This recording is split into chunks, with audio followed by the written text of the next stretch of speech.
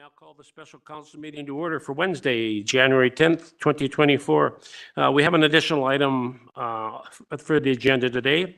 It is a memo from the Engineering and Development Service Department regarding the Ministry of Housing Capacity Funding.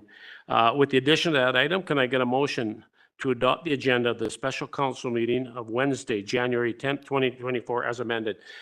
Councillor Ray, Councillor Popoff, all in favor? Opposed? That's carried.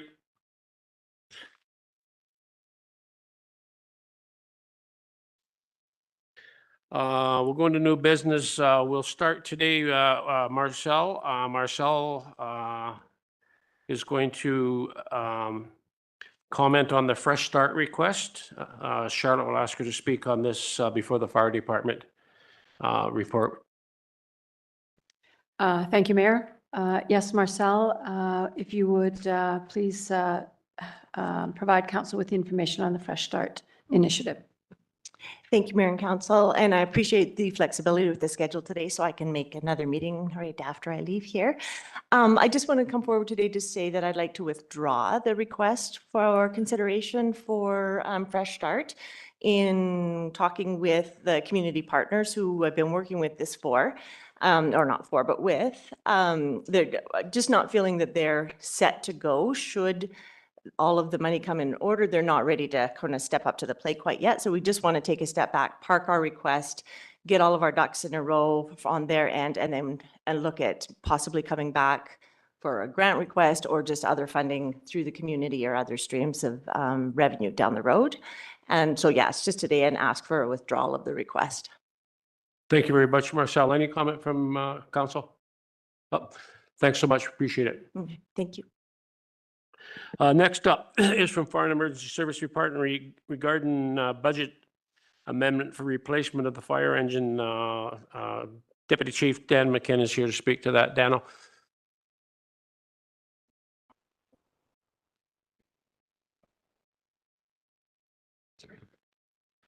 Process went in place to replace one of our first line apparatus. Lots of time went into not so much designing a truck, but taking the truck that we had built 7 years ago and making a few modifications to it to improve it. There is nothing as far as anything fancy that went into it. It was just a little bit of a few changes, and the bid came in $312,000 over what was budgeted for.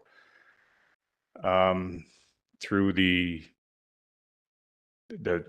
fire service now, there's heavy demands on apparatus, supply chain issues, tradespeople, not difficulty finding tradespeople to do the work on these, and as you can see, the costs have dramatically increased.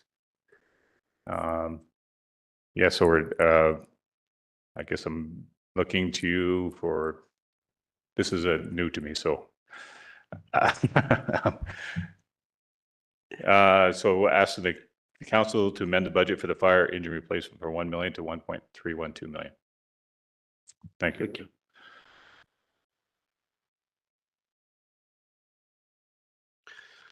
Okay, Charlotte. So we're going to put a motion on the floor. Okay. And that was the motion. Okay. So the motion was to increase the budget from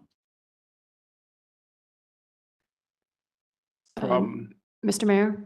To add an initial 312,000. Yeah, it's to amend the budget. That's the resolution, is to that council amend the budget for the fire engine replacement from $1 million to $1,312,000. Thank you. Can I get a mover? Councillor Peabody? Councillor Popoff? Discussion? Councillor Peabody? Thank you, Mayor. Dan, I forwarded an email to you and the rest of the council a couple of days ago, just in regards to a fire engine that is up for auction in Powell River. Not sure if you saw that email or not. Yes, I did. Yeah, I was just trying to see if that fire engine is similar to the one that we're looking at here, and if that might be a means to save some money. Councillor Peabody through Mayor Price. I looked at the specs on the truck as best I could.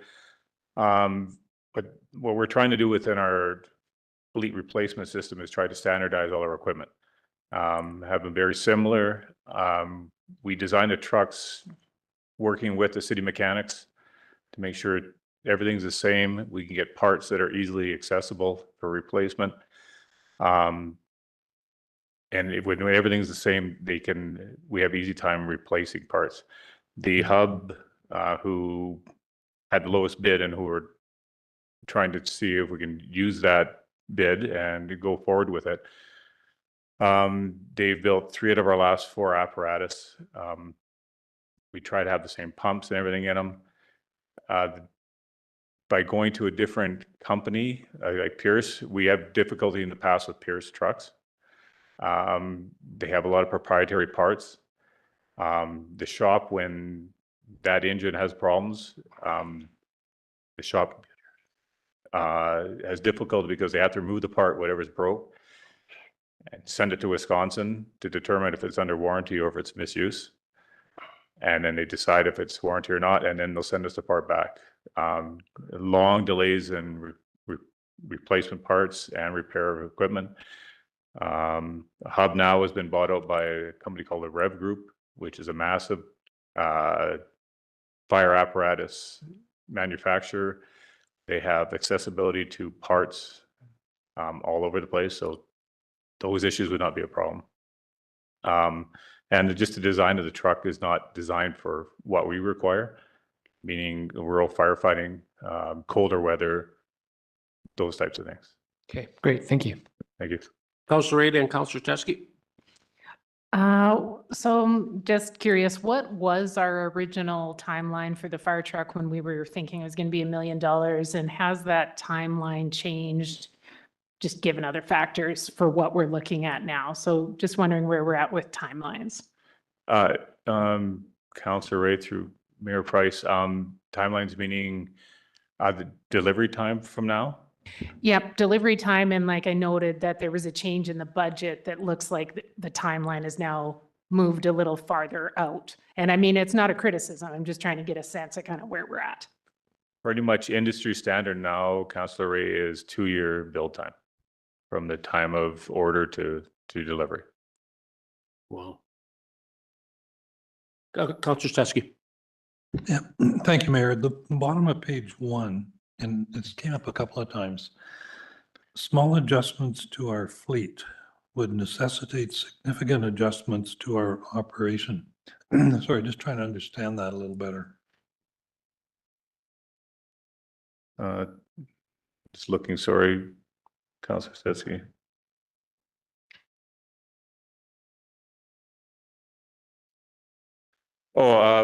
With the small adjustments to the fleet, for instance, on the Pierce apparatus that we're looking at in Powell River, they have a pump that's mounted on the side of the truck. We try to make ours midship, is just an example. So the pump operator can stand up on top of the truck, look from both sides. It's better safety wise. We don't have a lot of firefighters responding to calls initially. So the more eyes that we have on an incident, the safer it is.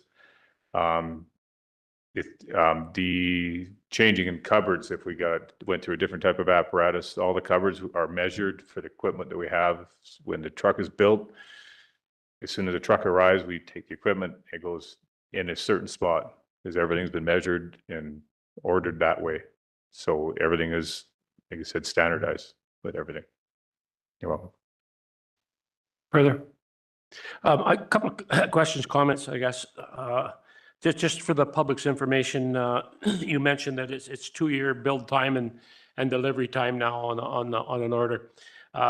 So the age criteria, the 15 and 20 year age criteria on the apparatus, that starts from the day that we receive the not from the date of build. Thank you for that. So yeah, so we're not getting 2-year-old apparatus when we get it. And I think, and I'm not trying to defend this one way or the other, but certainly, from my experience is since they've gone from the old conventional manual everything, to computerized. Everything's computerized on these things now. There's different pumps in different makes of vehicles. There's different transmissions, different motors, and certainly the electronics on them are day and night between the different companies. So I understand that we've just recently certified one of our city mechanics to do the work on our apparatus, and it'd be very difficult to train one person to do multi-types of apparatus. So we have one that's certified now, and I assume we're going to get a second one. And I don't know, Charlotte could maybe answer this, but certainly the rates of doing it in-house and sending it out, to a heavy-duty mechanic shop. Charlotte, what would the hourly difference be on something like that? Mayor Price, we know through our discussions with transit that the charge-out rate that we're experiencing at the local, through local contractors is something to the tune of $165 an hour. And our mechanic's wage would be, let's say, even $75 an hour fully loaded. Yeah. So I guess there's things to consider there as well. Is that correct, Dan? Yes, Mayor Price. I believe there's 2 mechanics that are certified. Okay, so that's really good news. Good stuff. Okay, everybody's good. Knows the question on the floor. All in favor? All opposed? That's carried unanimously. Thanks very much, Dan. Oh, Charlotte, are we doing 20-year borrowing on apparatus? No, it's short-term borrowing, 5 years. Oh, 5 years? What does that extra cost? What's that going to cost per year? I believe it is about $60,000 a year. So the other thing to note with this short-term borrowing is that they are at variable rates. So it won't be locked in like our debenture debt is. So now that it's pushed out 2 years, while we are still budgeting it at the 5.6% for short term, it's possible that in 2 years that will be a lower rate. Thanks, Charlotte. Next item is a memo from Engineering and Development Services Department regarding the Ministry of Housing capacity funding. I'll ask staff to review this item for us, please.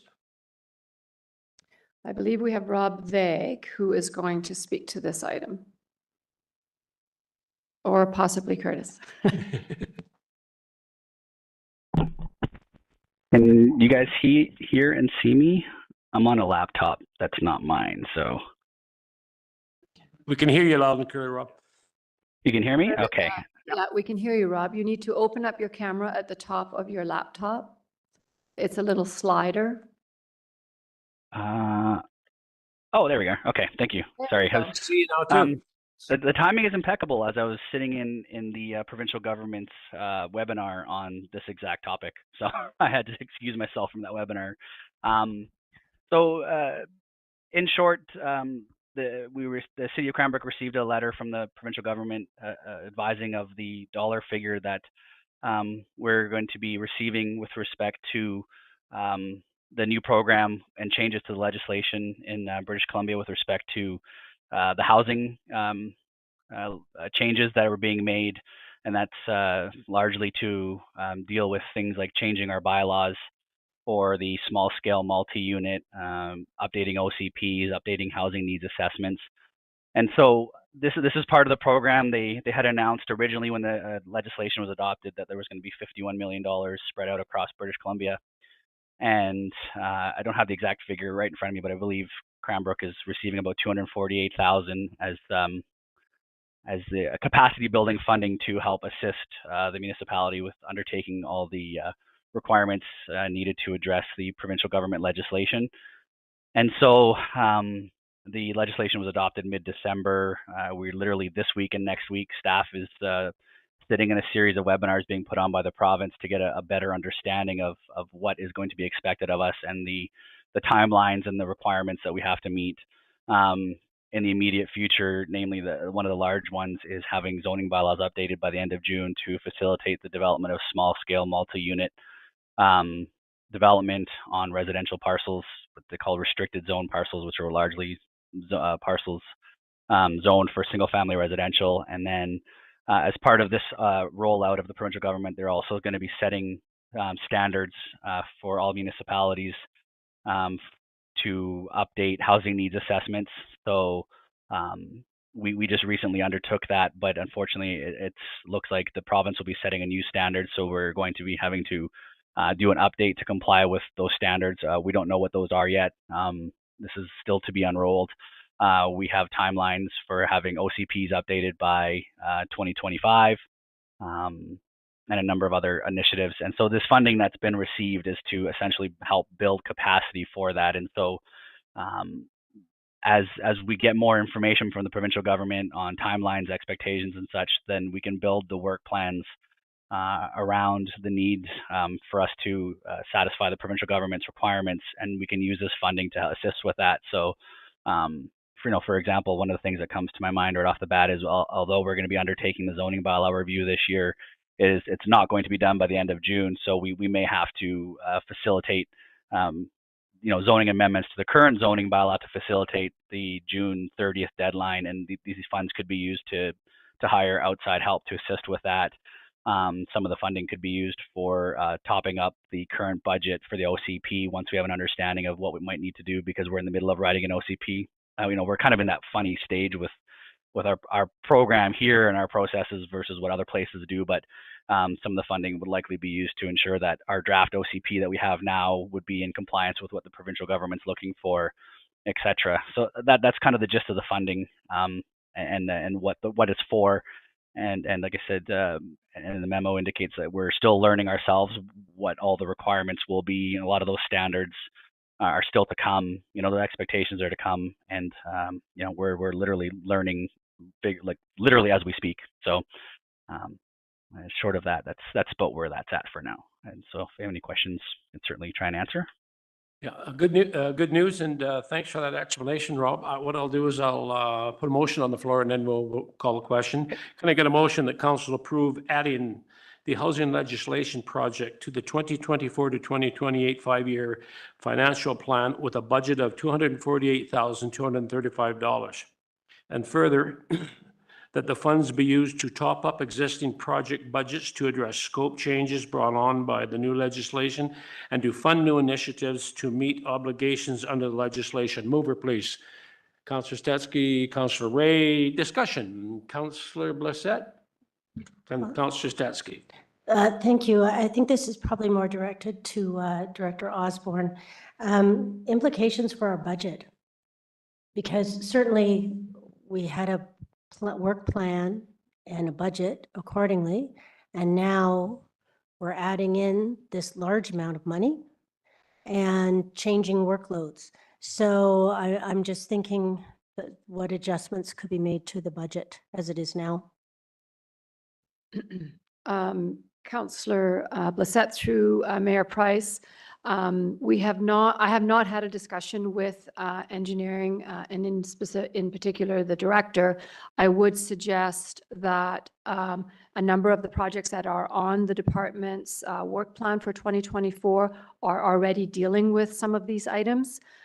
Yes, certainly new initiatives will come forward as the legislation becomes better understood. The question you asked was about how it would affect the budget. Any of the projects that engineering is working on are funded from reserves. So if the projects don't get done, the funds will not be transferred out of the reserves. So they would then sit there, and in theory, the project would be brought forward in 2025 as a carry forward, or perhaps it would be modified, or perhaps it would be eliminated depending on the outcome of the understanding of the new legislation. So certainly we're adding $248,000 to our coffers. And so I think what you're saying is it's probably $248,000 into reserves, possibly. But I just think it's something to think about. As far as that would be what, 0.8, 0.7% of our tax increase. And when we're asking so much of the public, I just wonder if there's anything can be done or no, or, just some information on the reality of that. Thank you, Councillor Blissett. Through Mayor Price. There really will be no impact on the tax levy. As you suggest, it will go into a reserve and it will be isolated for the purposes for which the resolution has described. So there were no tax dollars impacting any of the projects that were planned. And now that the scope has been expanded, or however that rolls out, it will be funded by this $250,000. So there is no deferring a tax-funded initiative. It's all funded from existing reserves. And in the case of this, yes, you're correct. It will be put into a reserve as a standalone, and it will be a project that will help fund scope increases or new initiatives as the team discovers them in evaluating the new legislation. Yeah, and I believe Rob Vague has a comment on this as well. Through the mayor to council, our staff's understanding based on the letter and the learnings that we've got so far is the funding that's been provided by the province is being distributed to all the municipalities as they're kind of advertising it or giving it to us as capacity building to ensure that municipalities can meet the requirements established by the provincial government. So that is, for our understanding, the primary focus of this funding. And the projects that we do have, as indicated before, have already been on the books. And this funding isn't to be used to replace, the $100,000 that's been dedicated for the zoning bylaw to create a new zoning bylaw. This funding is to ensure that we update our current bylaws to meet the new legislation that was adopted in December. And any other requirements that will come, like Charlotte spoke to or I indicated earlier, we're going to be required to provide updated housing needs assessments. We are required now to update OCPs every 5 years. The housing needs assessments have to be updated every 5 years, projected out to 20 years, and embedded in the OCPs. So that's our understanding of the purpose of this funding. It's the capacity building to ensure municipalities can meet the required target dates for these initiatives and targets that the province has set out for us. Thanks, Rob. We have Councillor Stetsky, Councillor Ray, then Councillor Graham. So thank you. Two questions. One, can this money be used to offset staff wages at all? And two, is there a time frame tied to the fiscal year to, or how long do we have to use the money? Councillor Stetsky, through Mayor Price, I'm going to ask Rob because I don't know those details. I'm going to make probably a fairly educated guess. No, it can't offset operating costs. It will be to supplement existing staff wages through consultants, as Rob was suggesting. It is a capacity. It is to ensure that we have the capacity to meet the legislation. And there is a June 30th deadline, but I'll just ask Rob to speak a little bit to that.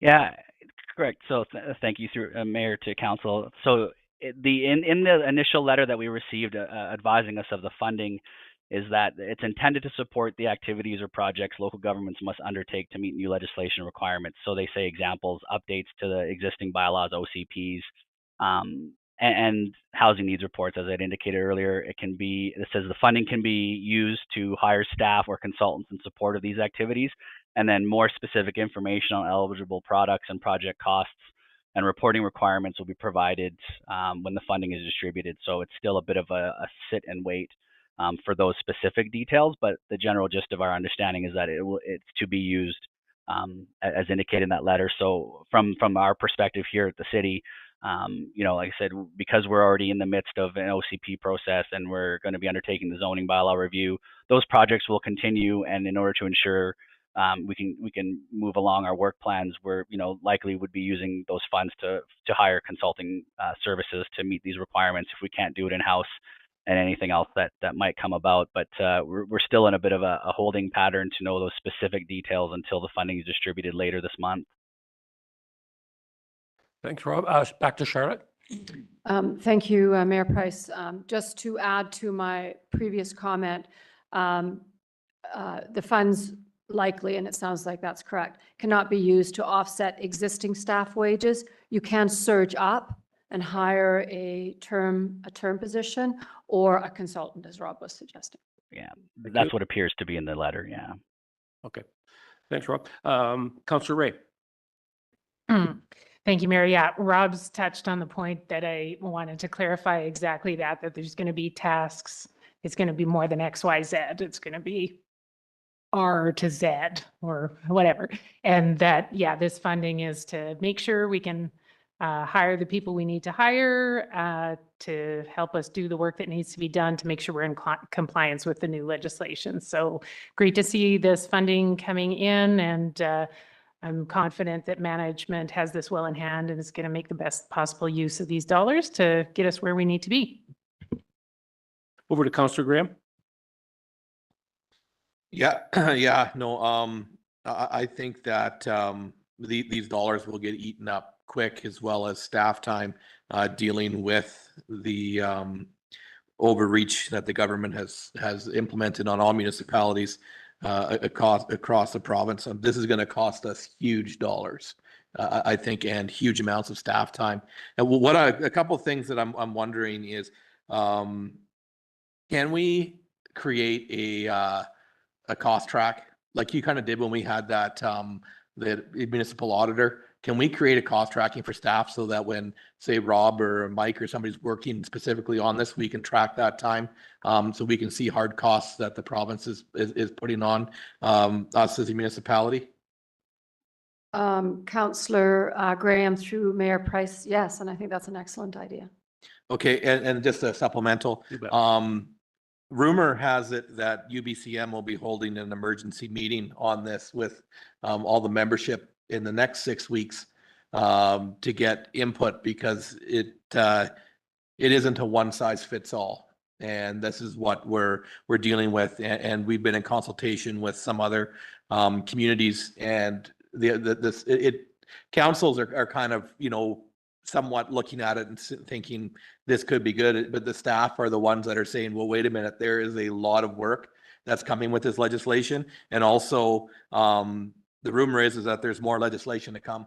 So there will be a meeting before February, like before middle of February, when the House sits again, because of what the province is going to continue to do. So I think just keep that on your radar, that there will be a I think a meeting coming and an announcement from UBCM on that to garner input from our municipality. So if staff has comments around kind of what they're seeing now, it would be good to bring that to maybe to the mayor or somebody who will be going down for that. So just want to keep that on the radar, because I think we're in a unique position here because we're in the middle of an OCP. So it's not like we're having to start from scratch to get an OCP rolled out. We're able to incorporate some of these things, but I still think there's going to be a lot of work to come. Thank you very much for that insight, Councillor Graham, and certainly we have the luxury of Councillor Graham sitting on the UBCM as well, so we are privy to these types of information. And yeah, you know, that's something that maybe we forget here, we're not understanding, as we are working on our OCP. We have a lot of these documents already, you know, in the final stages, but most people sitting at the table here knows the process, the cost and the time involved. So if it's going to impact other communities with these limited dollars, yeah, so you can really, you know, appreciate the scope is not even, you know, close to the various municipalities. So thank you very much for that, Councillor Graham. Thank you, Mayor Price. I would just like to extend an apology to all the staff who are now going to have to track their time. For those folks who have not worked in public practice or elsewhere, we'll do our best. Yeah. Thank you. Okay, so we've got a motion on the floor. All in favor? Opposed? That's carried unanimously. Thank you very much. Thank you. See you guys. Thanks, Rob. See you at 6.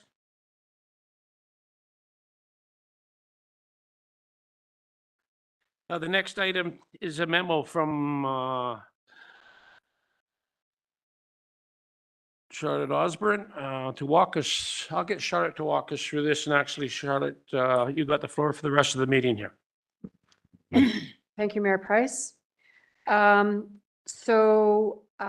memo is a summary, a very high-level summary of the work we've done, starting when we met at the first public budget meeting back in November. And at the end of the memo is a request that council consider a resolution requesting that staff bring back a bylaw to the January 22nd meeting for 3 readings. So at the end of this, I will ask council to consider that resolution, and we can have a discussion around it at that time. I'm going to walk us through the memo, and if you have any questions, please feel free to ask, and I will answer your questions for you.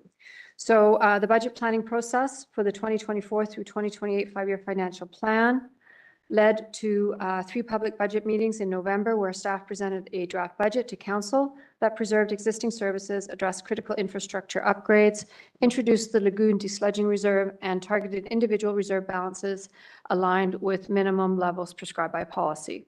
Following the November 15th budget meeting, the city opened the public consultation process for the 2024 through 2028 5-year financial plan. Submissions were due by 4 o'clock on Friday, December 1st. There were 36 unique submissions. Copies of the individual submissions were distributed to each council member.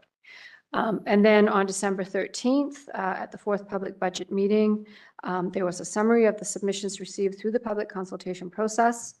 Changes made to the proposed budget since the November 15th meeting were reviewed. Engineering and development services presented on revenue generating initiatives. Engineering and development services presented on infrastructure funding. Council considered and voted on a list of new and amended asks. Staff reviewed select projects from prior year's budget processes, and council considered and voted on options to reduce the 2024 tax levy, and council considered a request for budget pre-approval of the 2024 capital works program. The objective of today's meeting is to review the proposed 2024 through 2028 5-year financial plan with council and to seek council's direction to bring forward the financial plan bylaw for 3 readings at the January 22nd, 2024 regular meeting of council.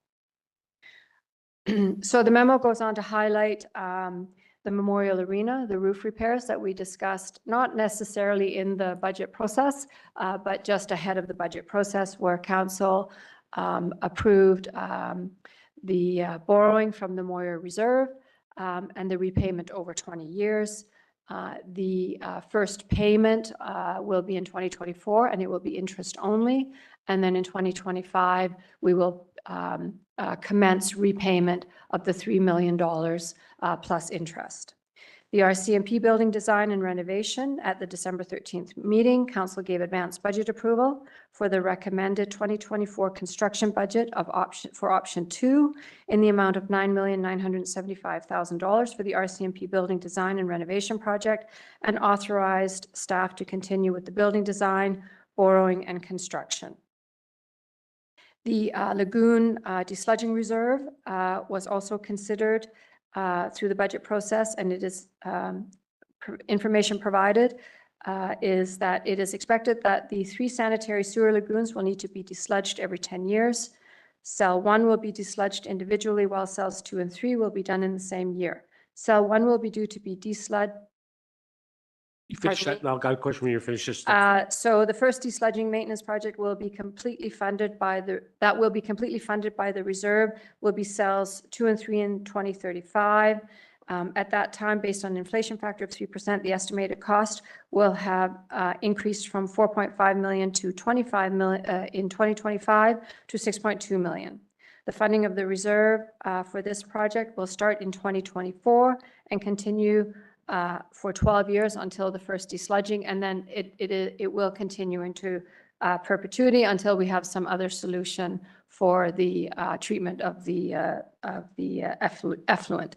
The annual contribution to the reserve for this project is $519,167.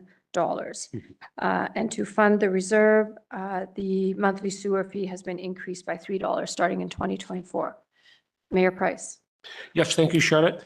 on the RCMP building, so there's borrowing there, and again, first payment will be 2025 on that as well? Is it 2025 or 2026, Charlene? I think it's 2026. Construction is in 2025. Okay. Yeah. Yeah. And we think it's just a partial payment. On those debenture debts, we make payments twice a year.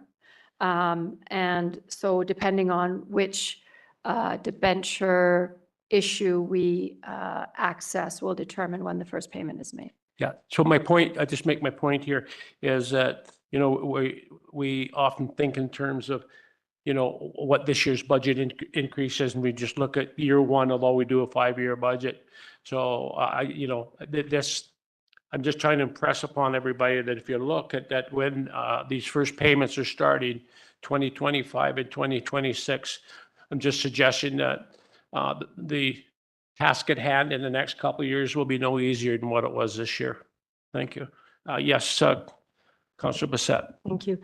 So along that line, the 9,975 is just under 10 million.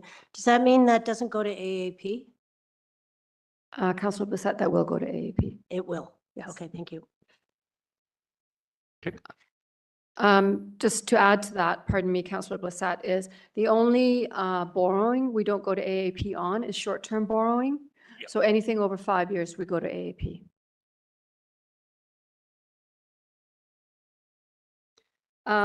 So next, there is a listing of all the new asks that we reviewed on December 13th. I'm not going to go through them all.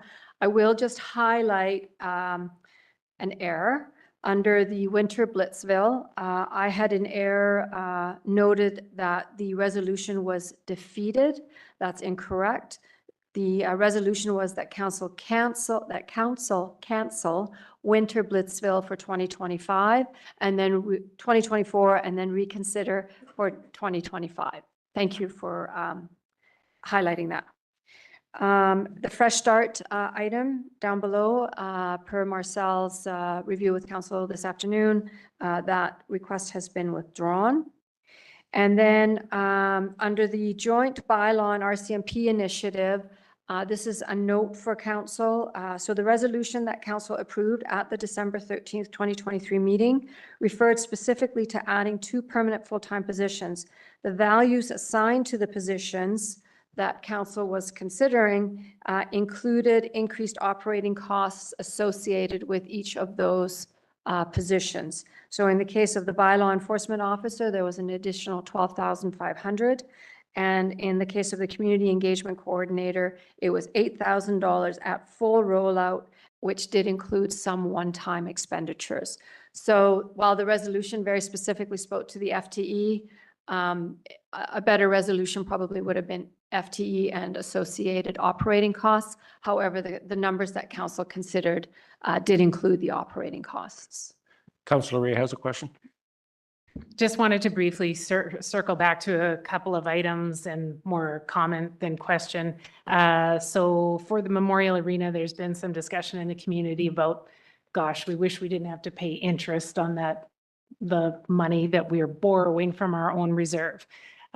First of all, I'm very thankful that we have the Moyer Park Reserve.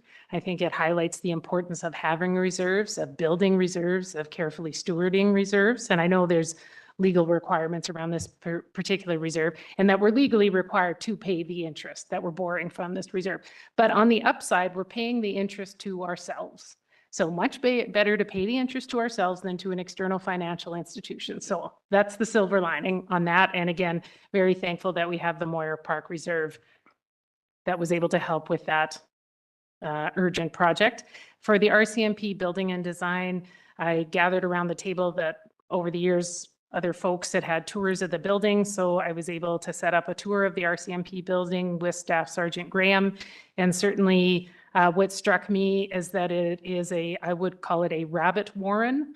It is a building split up into many rooms of different shapes and sizes. You can see the decades throughout the building.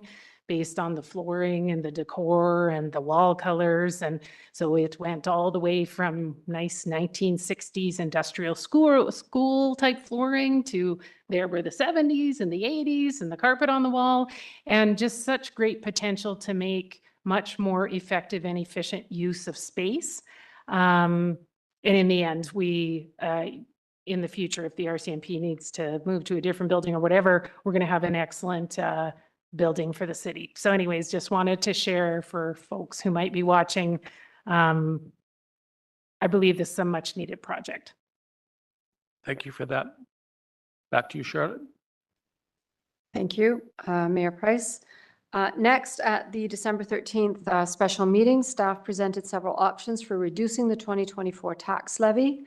Two of the items considered would draw from the financial stabilization reserve. So to bump up the temporary decline in building permit revenue, $100,000, and council approved that. And then to bump up the temporary decline in the arena revenue of $81,500, also approved by council. Another option was to risk manage the RCMP contract by $200,000. That too was approved. The last item for consideration at the December 13th meeting was to cancel the 1% growth component of the road dedicated tax, $327,899. That was defeated. Council, it was a great discussion, and the decision from council was split 4-3 in favor of applying the 1% growth factor to 2024.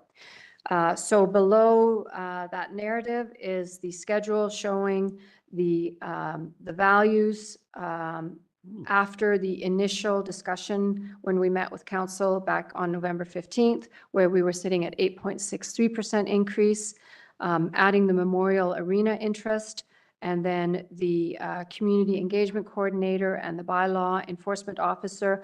Out of the new asks that council considered on December 13th, those two positions were the only two that council approved that affected property taxes. And then on the decrease side of the ledger, the building permit revenue and the arena revenue bumps from the financial stabilization reserve, and then the RCMP contract being risk managed left us at 8.62%. And the very recent discussion around the fire apparatus has shifted $100,000 out of 2024. That was expected to be paid on that fire apparatus, and that further reduces the tax levy by that $100,000. So the final 2024 tax levy increase is 8.32%. Councillor Stetsky has a question. So the Fresh Start project wasn't included in the cost? Correct. Okay. Councillor Peabody. Thank you, Mayor. Looking at the bump up of the temporary decline in building permit revenue and the bump up the temporary decline in arena revenue, are we just speculating that we're going to make more money in those two areas? And what happens if we don't meet those goals? Thank you, Councillor Peabody, through Mayor Price. Excellent question. Yes, we are speculating. If I was a betting girl, which I'm not, I would say that the arena revenue is a pretty safe bet. We'll come back up. The building permit revenue is a bit of a different story. That's definitely, we're hopeful. What we did do for 2025 and out, instead of going back to the 350, which is where we were in 2023, and then for 2024, we reduced it to 250, which is that $100,000 spread. We've increased it to 300,000. So we've gone up $50,000, and that will be reflected in the increase you will see in 25 and 26. If we do better, that's great. We had some discussions about whether we should leave it at 250. But we're taking the chance and hoping that building permit revenue will come back up to at least to 300,000. Supplemental, if I may. So if we don't make what we're speculating for our building permit revenue, is that going to potentially increase our 2025 budget? Yes, it will. Yeah, Yeah. thank you. And the other, Councillor Peabody, if I might, the other interesting thing here is, should we not need to draw from the financial stabilization reserve in order to bump up the building permit revenue, we can take a look at not doing that. So if in 2024 building permit revenue is $350,000, that draw from the reserve doesn't happen until the end of the year. Having said that, we have to be careful that we're not offside on our budget line items. So we'll be monitoring that. But if there's no need to draw it, we wouldn't draw it. I won't create a surplus by drawing from the reserve, if that makes sense. Okay. Councillor Ray? Just a quick clarification. So the Fresh Start project has been withdrawn at this time, but even if it had proceeded, it's an item from the new initiatives reserve. So regardless, it would not have had an impact on the tax rate, correct? That's correct. Further, Council? Okay. Floor is yours, Charlotte. Thank you, Mayor Price. So on page 12, now the tax levy increases for 2024 through 2028 are as follows: 2024, 8.32 as reviewed, 2025, 8.56, 2026, 7.19, 2024, 4.71, and 2028, 2.93. I probably don't need to say this, but of course, the more we reduce 2024, the higher 2025 goes. So what I've provided for council, understanding that 2025 is high at 8.56 and 2026 is also high at 7.19. I provided council with information on what is at this point driving those increases. So in 2025, the road dedicated tax adds 1%. The RCMP contract, so this is tax funded increase. So by reducing or risk managing $200,000 in 2024, that money will have to be picked up somewhere. And that is at this point happening in 2025. Council could decide in 2025 to risk manage again, but we have not made that assumption in these numbers. Further to that, in 2024, we are smoothing there have been some significant increases to the policing contract. So in order to try to defer a big hit all at once, we have been using RCMP surplus to smooth out those increases. Of course, what that means is that at some point, we have to deal with it. And at this point, that is happening in part in 2025. Now, if we have surplus in the RCMP, we can try to continue smoothing it out. I will say that there's some significant risk with that because the numbers that we currently have from E-Division do not anticipate any increases in the current collective agreement. Information I have from the RCMP is that Vancouver Police Department has settled at 4.5% increase. So we should expect some sort of similar ask probably from the RCMP, and that is currently not embedded in this number. So by risk managing, which we've been doing for a number of years, and we have been doing it by, just like we did here, the $200,000, and we have been doing it by bringing in RCMP surplus. At some point, you're going to run out of surplus, and that's exactly what's happening in 2025. In 2025, we are using the last of the surplus that we have accrued out of the RCMP surpluses leading up to 2022. 2022 was the last year we had a surplus. So when I run out of surplus, I have nothing to smooth with anymore, and so that's what's happening here. So it's not that the RCMP contract is going up $814,000 in 1 year. There are certainly, I'm sorry, I can't remember the exact number that it did go up. And it will go up again because that's just that's just the nature of the beast here. But a lot of that is 200,000 of that 800,000 is this year's risk managing. So it's a little bit, it's not complex, but it is logistically a little bit difficult maybe to follow. But at some point, the piper has to be paid. And at this point, it's in 2025. So Charlotte, certainly from my perspective, being involved since 2005, in city budgeting, we really have had an alliance, even back then, a reliance on surpluses.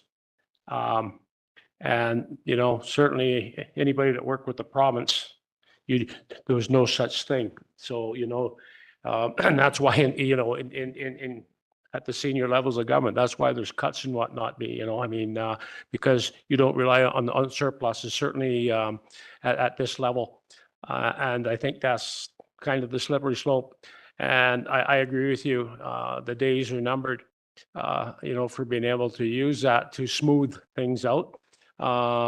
If you look at our escalating costs from anything from labor to, vehicles and equipment, these aren't 2% and 3% increases per year. These are, certainly, in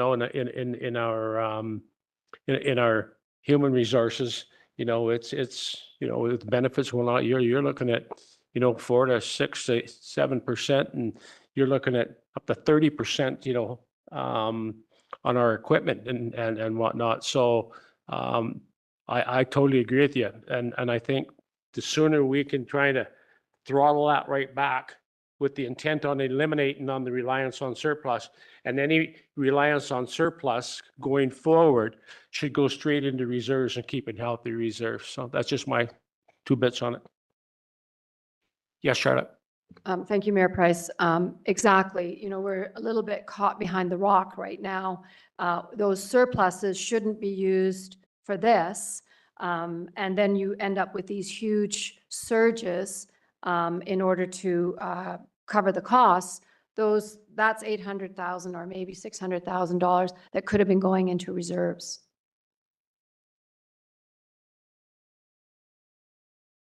Sorry. Thank you. Continuing. So we have some wages that we're smoothing in at $185,000. Wages in inflation, $392,000 equal to 1.10% of the tax levy. Benefits are expected to increase $177,000, 0.5%. And then an overall inflation component of about $900,000 equal to about 2.52%, which is, we're obviously hopeful that those are the types of inflationary rates we can return to. On to 2026, again, road dedicated tax. In 2026, that will be $391,425. The RCMP contract, again, tax funded increases. So the saga continues in 2025. In 2024, we are, sorry, Charlene, I'm losing track here. In 2024, it's 4.58.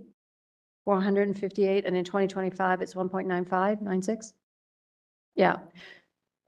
And then we're done.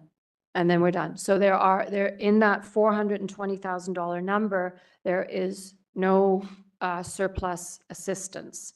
And it's all, again, if we experience surpluses between now and then in our RCMP contract that are not going to be needed elsewhere, such as accruing for increases to the collective agreement with the RCMP, such as acquiring new vehicles that have been deferred, any special investigations that come up that we typically accrue for, provided that none of that happens and provided we have surpluses, we may be able to lessen some of the burden around some of these increases.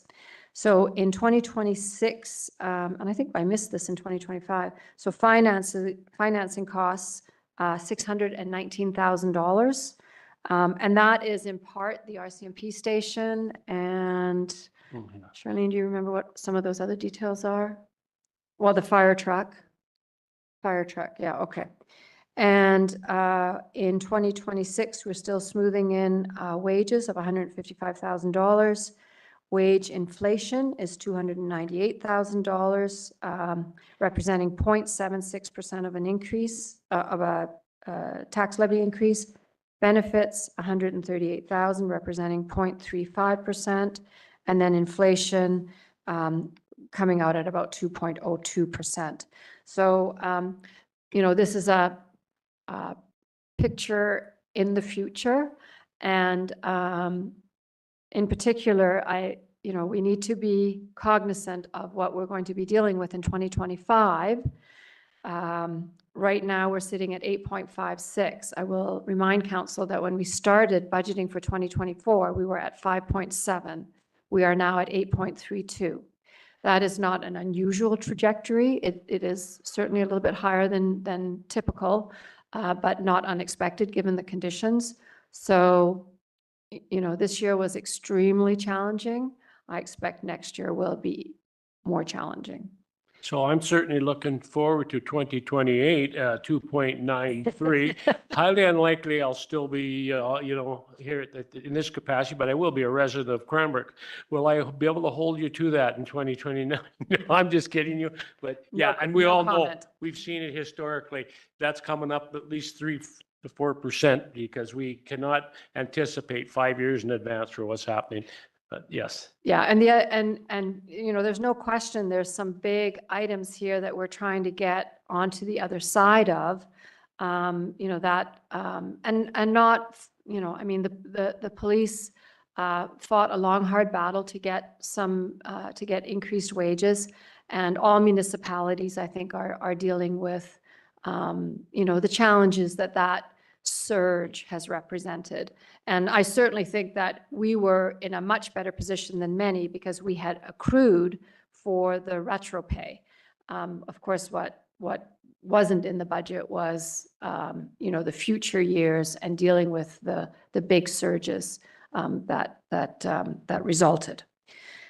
In addition to increases in taxes, there are increases on the utility side. And I won't go through the details here. I've outlined the changes, if any, to the user fees over the next. Could I just stop? Sorry to interrupt you. I think Councillor Graham had a question on the previous conversation. Well, I think just a comment in relation to what you mentioned with a 2.93 in 2028. You add all that up, that's 30%. I don't think there'll be 2.98 to give. Personally, we're looking at 30% tax increase across those years, and I don't think we can afford this one. Yeah, thank you. Councillor Bissett, then Councillor Teske. I was just going to say, I don't think any of us have to worry about being on the next council to deal with that if we're putting in 30% tax increases. We can't continue this way. So I believe that we're going to have to approach operations very differently because we cannot continue on the only solution is taxation. So we're going to have to review operations and what we're doing. I mean, you look at this and I go, why would someone move to Cranbrook when they're going to have to pay all this? And right outside our borders, they don't. So we have some larger issues internally to work on so that this is not fait accompli. Because, as I say, because I can't live with putting that on the public. Thank you. And Councillor Bissett, I do agree with you in part.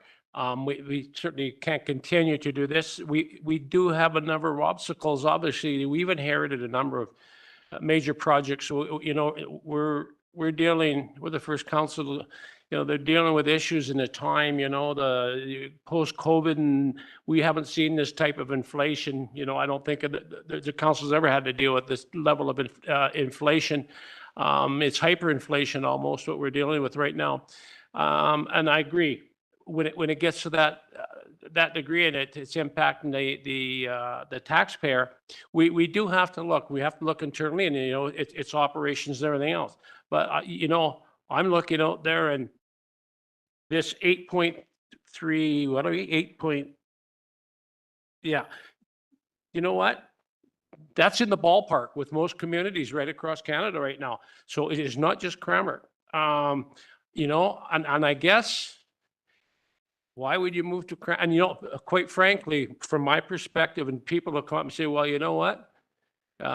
Good luck on the next election. I'm not here and worried about the next election. Make no mistake. And I'm not being worried about, I'm worried about next year and the year after, certainly, but I'm worried about this year and this budget. And if anybody thinks for 1 minute we have an inflated budget, or you know what, there's any level of irresponsibility or limited accountability here, nothing's further from the truth. Staff have been working on this budget since, you know, last summer. Council's been involved for months. I mean, if you look at the number of meetings and if anybody wants to go through this budget line by line, we're down to critical spending here. We do not have a choice. We've got infrastructure that we better get on these projects or they're going to fail. They've been on the books for a number of years. And you know what?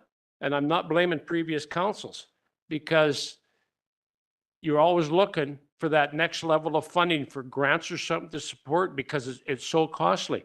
But we're looking at one project, for example, was $4 million 4 years ago, and it's $17 million now. We don't have a choice. We have to bite the bullet and do it, because that's critical infrastructure, folks. So this is what this council is faced with. Now, and I'm knowing going on, I'm going to make a point here. If this is public sector, okay, this is public sector budgeting. And public sector budgeting is significantly different from private sector budgeting. If I own a large company with a number of operations in it, and I look at what we're looking at here, and I'm going to do a drawdown, and I go, wow, what's costing me money, and where are we making money, and where are we breaking even? We'll do the break even, and maybe okay, tomorrow, if we chose to, this council could actually probably have a tax decrease. Seriously. We could get rid of transit tomorrow. We could get rid of subsidizing our recreational services, our arenas, our swimming pool, the costs on those.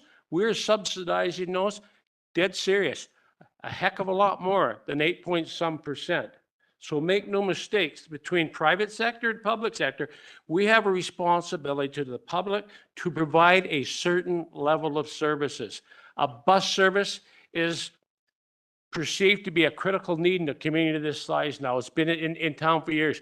Take it away. I dare the next council to make up for it and take it away, because they'll serve one term of council too when you start taking away. Go ahead and start. Okay, we won't shut the pool down, but we're going to charge user pay, because that's what the private sector does. The user pays. So let's go user pay on these and start paying $20 every time you're going for a swim. You know, let's be honest, half these people in town wouldn't be able to afford to have their kids in minor hockey. So I'm going on, but that's my point. This is public sector budgeting. We are bare bones on this right now. We see that over the next 3 years, and we've seen it, it's not just this year. Next year's going to be even more difficult than this year, because we've been faced with some projects we put off, hoping they were going to get funding, senior level funding. It hasn't happened. Guess what? Now the gates are open. We have no choice. We're going to have critical failures in our infrastructure if we do not address, if this council does not address this in the next 3 years. Thank you. Just a point. Thank you. Councillor Stetsky. Thank you. It is a difficult tax year for sure, and we will have some interesting discussions for next year, I'm sure. Cranbrook is still a great place to live. If you've watched the news this week, you'll see that Toronto taxpayers are looking at anywhere between 10 and 16% increase this year. So maybe the people of Toronto will want to move to Cranbrook. Thank you, Councillor Stetsky. Yes, Councillor Ray. I know Councillor Popoff loves it when I refer to myself as the new person at the table, but as a new person at the table, and I know I'm preaching to the choir on this, for me, it certainly outlines the importance, and we mentioned it earlier, of establishing, growing, and carefully stewarding reserves, and that we're doing that not for ourselves, we're doing it for 10, 20, 30, 40 years down the road, and the importance of that for municipal government. Because then, as we did with the Moyer Park Reserve, we're able to draw from our reserves. And I think with other reserves would not need to be paying interest, I presume. I'm sorry, Councillor Ray, could you repeat that? I couldn't hear you. If we're drawing from other reserves other than Moyer Park, we do not have to pay interest to ourselves on our own reserves, correct? We would, any Oh, we draw would. from a reserve, Very we good. will have, yeah, so, because we would have earned the money, had we left Sure. the money in, we would have earned the money. Regardless, I think the importance of having those reserves and to be able to borrow from ourselves is much preferable, I think, than external borrowing.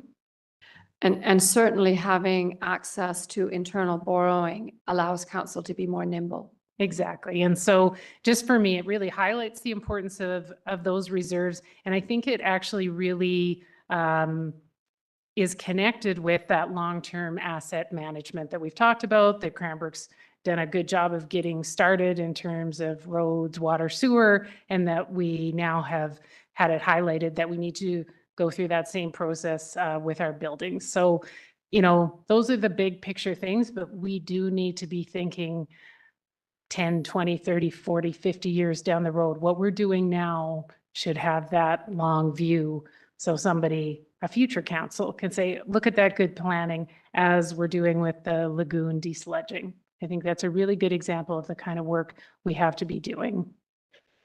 And if I could just circle back to Councillor Bissett's comment, and I totally agree that, you know, and it does get this level, we do have to look internally and we do have to look at our operations and you know, it's too bad we never got it completed last year, but we are looking at those types of options.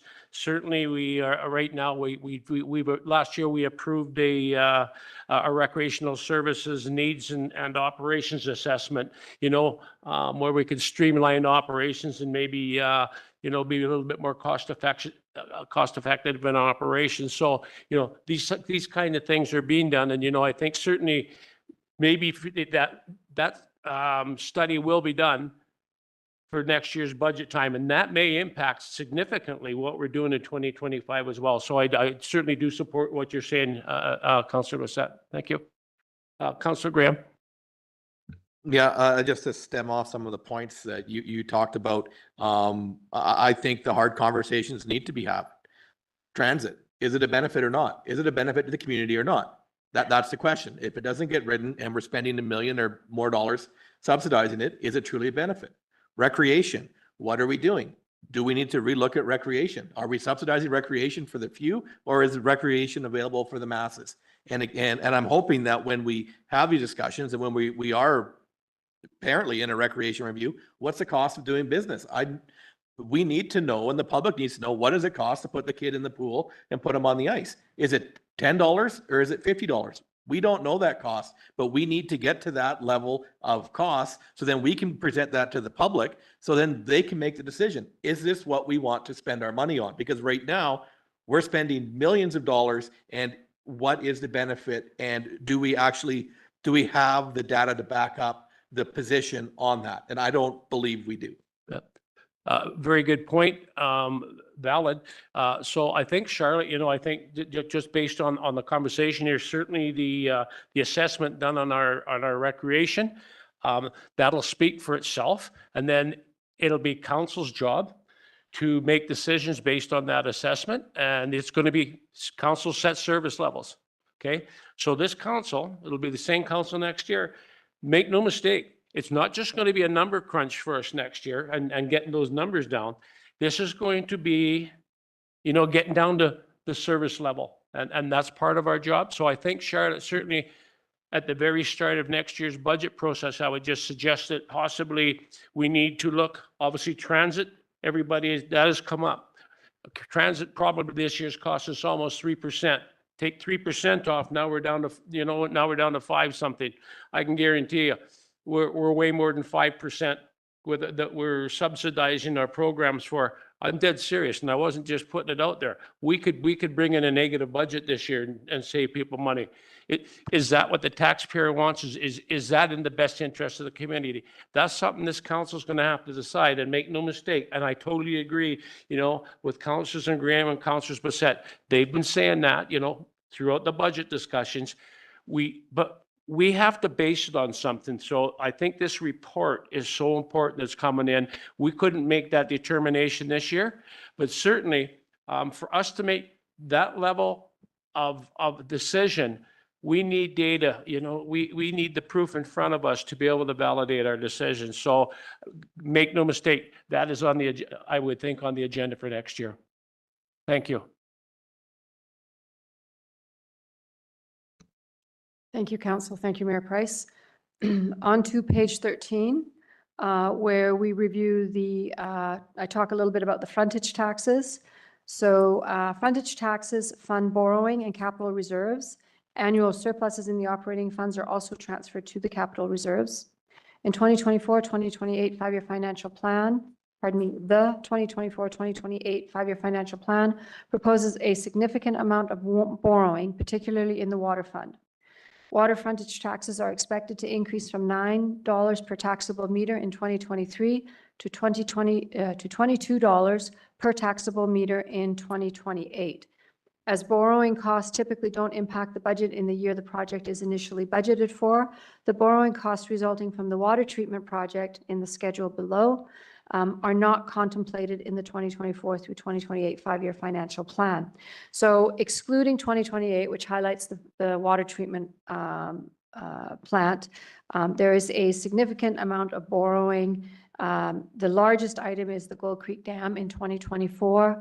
Staff have tried on a number of occasions, or have on a number of occasions submitted grant applications, which obviously would have been the ideal funding model, a traditional 33-33-33 partnership between the province, the feds, and the city. In this case, that isn't happening. And it is a $14 million project. And I believe, Mayor Price, you referred to it earlier being a significantly lower cost just a few years ago. So the Gold Creek Dam is a typical project, or a typical view on what's been happening to some of these critical and significant capital projects that we're dealing with. So that's in the water fund. And in the sewer fund, similarly, the frontage taxes fund borrowing and transfers to reserves. In 2024, there's the Shadow Mountain LAS. That is not funded by city taxes. That will be funded by the Shadow Mountain residents. And then the Lagoon Dike and Piping Phase 2, that's the final piece of the Lagoon project that they're working on just outside, just at the edge of the city. Whether or not that ends up happening, we'll just have to wait and see. Again, this is borrowing, so there would have to be an AAP for this. It's a fairly small borrowing. It's smaller than we would typically borrow for. So as we draw closer to as the team moves further along with that project, we'll have to talk to council about exactly what happens with that piece. And council can see that in 2026, the plan is to borrow the $4.5 million to do the first of the scheduled desludging of cells 2 and 3. The project is actually going to take place in 2025, but the borrowing will be in 2026. So now we are at the staff recommendation. Charlotte, if I could, just for a minute. Yep. Thank you. This is another one of those again. Could you explain on the desludging? We have a formal desludging program now. It was kind of a helter-skelter hit and miss in the past when and we did have a desludging reserve. Could you explain what the expectation was even just a few years ago? What was required in that reserve and what's required today? I just want to put things into perspective, what the council here is tasked with today, just in the last few years, the changes? Thank you. Certainly, Mayor Price, thank you for the question. So yes, we've had a desludging reserve for a number of years. We've been putting aside $145,000. Most of what had accumulated in that desludging reserve has been used to fund the current project that has been ongoing out there. Typically, desludging is not an eligible expense under grant funding. It is considered an operating expense. So much of the project that's currently underway out there is grant funded, but the desludging is not. So whatever was built up in that desludging reserve by setting aside $145,000 a year has been used up. We are now, I think, $520,000 a year in order to pay for $4.5 million to do 2 cells and $2.5 million to do 1 cell. It was originally anticipated that it could be done for $750,000 a cell. So, and it isn't very many years ago. It's 8 years ago maybe that was considered. So here we are now, this many years later, not that many years later, and from $750,000, we're now at $2.5 million and 4.5 for the 2. So significant increases. So there's cost increases and there's better understanding. There's a deeper understanding of what's out there, how quickly it accumulates, and how not cleaning it is affecting expensive equipment that's needed to make those lagoons function properly and not cause the problems we've seen over the last few years. Thank you very much, Charlotte.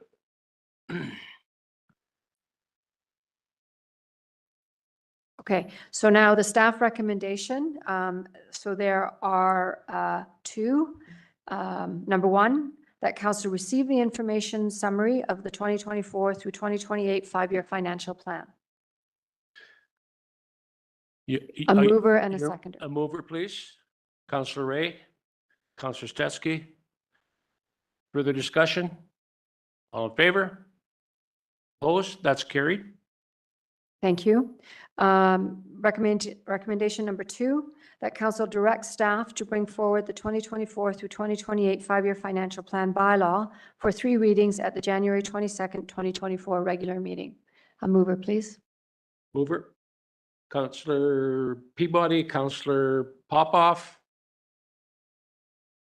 Call a question. All in favor? Opposed? That's carried. Thank you. That's all I have.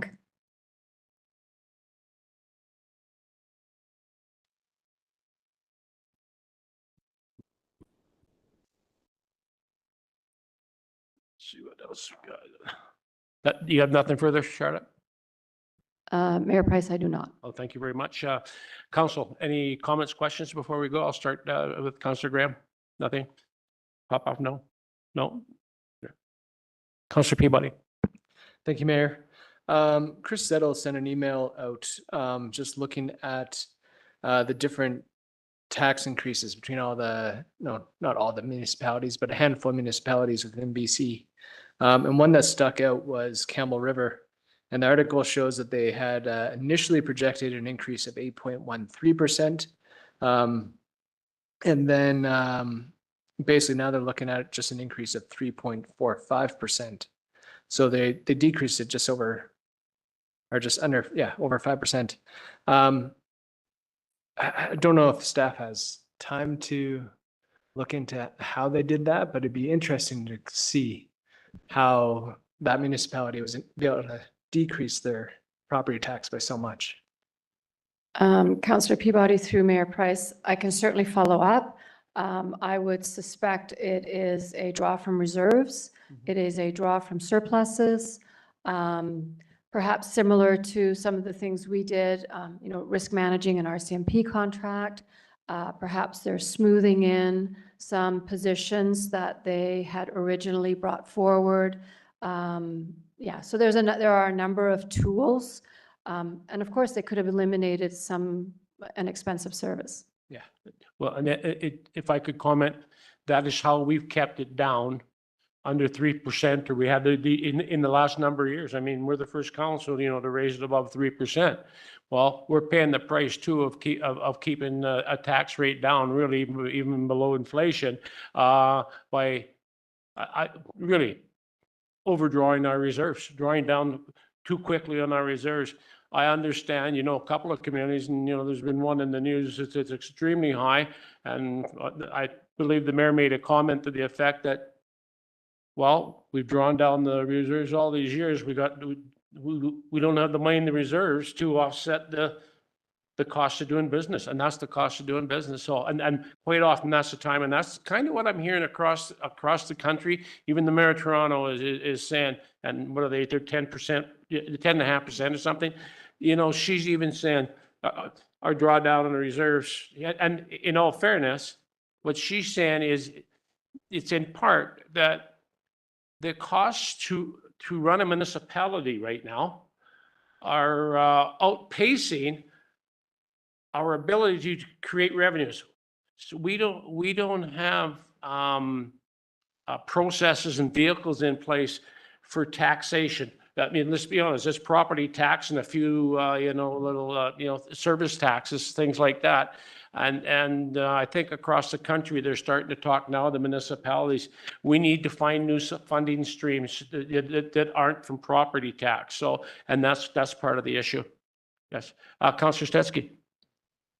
A report. Not on this, but when we have reports, I have a report. It's now. Yeah, right now, yeah.